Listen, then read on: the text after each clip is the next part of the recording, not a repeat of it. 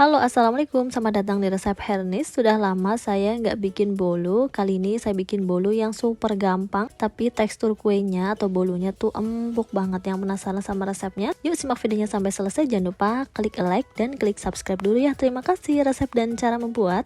Oke, pertama yang perlu disiapkan yaitu siapkan loyang terlebih dahulu. Saya menggunakan loyang tulban ukuran 20 cm.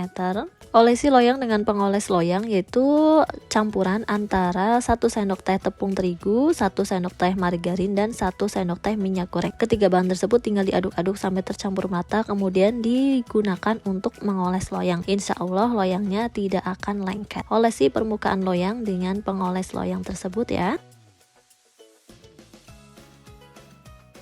Sisihkan loyang yang sudah dioles dengan pengoles loyang. Selanjutnya siapkan wadah yang bersih. Wadah harus bersih, bebas dari minyak atau lemak ya bun, supaya nanti saat digunakan untuk mengocok adonan, adonannya bisa cepat mengembang. Kemudian masukkan 5 butir telur utuh. Gunakan telur suhu ruang. Jika bunda gunakan telur yang dari kulkas harus diistirahatkan dulu sampai suhu ruang baru digunakan ya. Tambahkan gula pasir sebanyak 125 gram. Tepung terigu 150 gram, saya pakai protein sedang. Susu bubuk 1 sendok makan, tepung maizena 1 sendok makan, baking powder setengah sendok teh. Supaya tidak bau amis, tambahkan setengah sendok teh vanili bubuk. Emulsi cake 1 sendok teh, bisa pakai SP, Ovaltine atau TBM ya. Selanjutnya mixer semua adonan menggunakan mixer dari kecepatan rendah ke kecepatan yang paling tinggi. Mixer menggunakan kecepatan paling tinggi kurang lebihnya selama 10 menit sampai adonannya mengembang dan berjejak. Metode yang saya gunakan ini namanya metode all in one ya bun, jadi semua bahan di mixer sampai adonannya mengembang dan berjejak.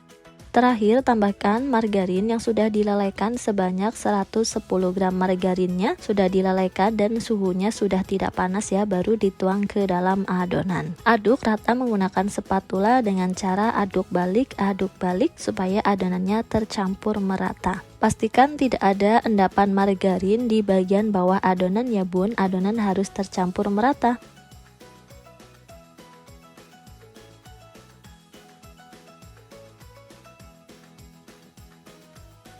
Setelah adonan tercampur merata dengan margarin, ambil 3 sendok makan adonan, masukkan adonan tersebut ke dalam mangkok yang kecil.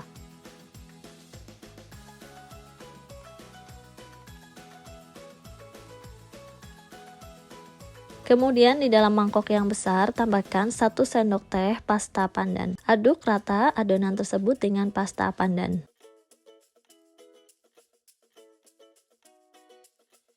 Setelah adonan tercampur merata dengan pasta pandan, sisihkan terlebih dahulu. Lalu ambil mangkok kecil yang berisi adonan yang sudah disiapkan tadi ya bun. Tambahkan 1 sendok teh coklat bubuk. Masukkan coklat bubuk tersebut sambil diayak ya, supaya coklat bubuknya tidak menggumpal. Aduk coklat bubuk tersebut dengan adonan sampai tercampur merata.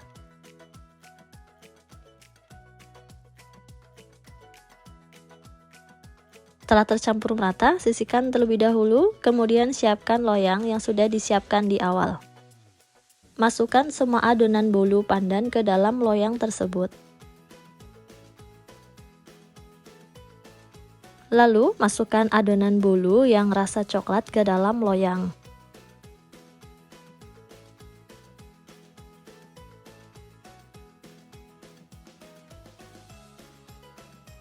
Kemudian bikin motif menggunakan tusuk sate sesuai dengan selera.